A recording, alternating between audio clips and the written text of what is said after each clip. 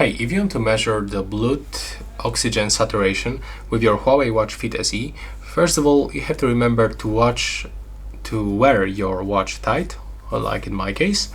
Also to sit down or lie down and wait for like 5 or 10 minutes. And now you will have to click on the right button. Now locate this SpO2. Also, I can recommend you to click on this information icon and just get this base information, what it is, how we can measure it, and all of these results. So that's also very important to know everything about this measure. And then all you have to do is just to click on the measure.